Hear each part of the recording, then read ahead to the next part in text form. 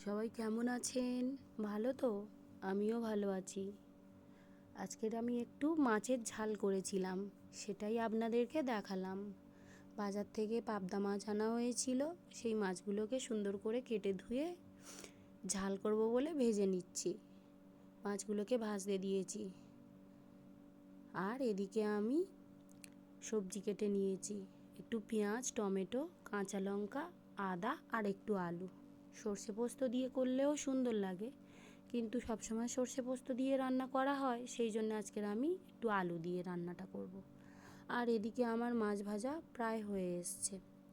মাছগুলোকে একটু কড়া করেই ভেজে নিচ্ছি, কারণ মাছগুলো তো একটু নরম হয়, সেই জন্যে তরকারিতে দিলে একটু ফুটলেই ভেঙে যায়। সেই জন্য একটু কড়া করে ভেজে নিচ্ছি, যাতে না মাছগুলো ভেঙে যায়। মাছগুলো প্রায় দেখুন সুন্দর ভাজা হয়ে গিয়েছে। আর আমি এদিকে তরকারি বসানোর জন্যে সবজি কেটেও রেডি করে নিয়েছি। আর আদাটাও আমি একটু কুড়ে নেব গ্রেটারে। মাছগুলো ভাজা হয়ে গিয়েছে, আমি তুলে নিচ্ছি মাছগুলোকে এবারে একটা একটা করে, যাতে না ভেঙে যায়, সেই জন্যে আস্তে আস্তেই তুলে নিচ্ছি। মাছগুলো সব আমি তুলে নিচ্ছি তেলের উপর দিয়ে, দেখুন। আর ভাজাও হয়েছে দেখুন কত সুন্দর। এবারে তরকারিতে দিলে আর ভাঙবে না, এত কড়া করে ভেজে নিয়েছি মাছগুলো আমি। আর এদিকে আমি তরকারিও বসিয়ে দিয়েছি। কড়াইতে তেল দিয়ে তাতে পেঁয়াজ, টমেটো, কাঁচা লঙ্কা দিয়ে দিয়েছি, আর কুড়ে রাখা আদাটা তা দিয়েও দিয়েছি। ভালো করে কষিয়ে নেবো এবারে। আর আমি একটু এতে লবণ দিয়ে দিয়েছি, যাতে টমেটোটা ভালোভাবে সেদ্ধ হয়ে যায়। এবার একে একে মশলাগুলো তো দিয়ে দিতেই হবে। এবারে আমি একটু হলুদ গুঁড়ো দিয়ে দিয়েছি, দিয়ে ভালো করে মাখিয়ে নিচ্ছি পেঁয়াজ টমেটোর সাথে হলুদ গুঁড়োটা।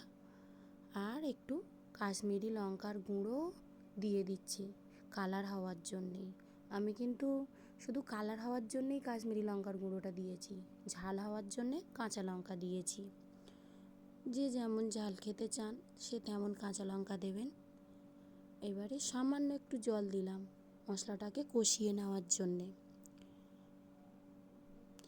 এবারে আমি একটু কসৌরি মেথি অ্যাড করছি, এটা আমি পুরোপুরি মন থেকে দিয়েছি। আপনারা চাইলে দিয়ে দেখবেন একবার, খুব সুন্দর লাগে খেতে। দেখুন কত সুন্দর তেল ছেড়ে দিয়েছে মশলাটা থেকে।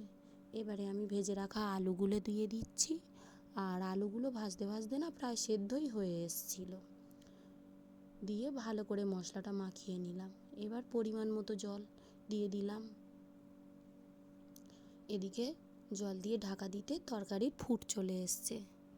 এবার আমি ভেজে রাখা মাছগুলো দিয়ে দেবো একে একে। লক্ষ্য রাখতে হবে মাছগুলো যাতে না ভেঙে যায়। মাছগুলো সুন্দর করে সাজিয়ে তরকারিতে দিয়ে একটু ঢাকা দিয়ে দিতে হবে, যাতে মাছগুলো সেদ্ধ হয়ে যায়। সেই জন্যে আমি মাছগুলো দিয়ে একটু ঢেকে দিয়েছি। সুন্দরভাবে ফুটে গেলে আমি ঢাকনাটা খুলে নেব। মাছগুলো ততক্ষণে প্রায় সেদ্ধ হয়ে যাবে।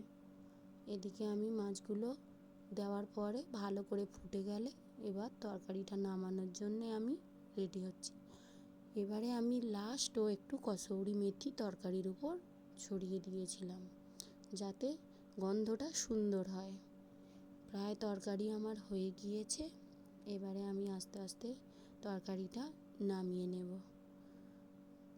দেখুন আমার তরকারিও হয়ে গিয়েছে, কত সুন্দর দেখতে হয়েছে।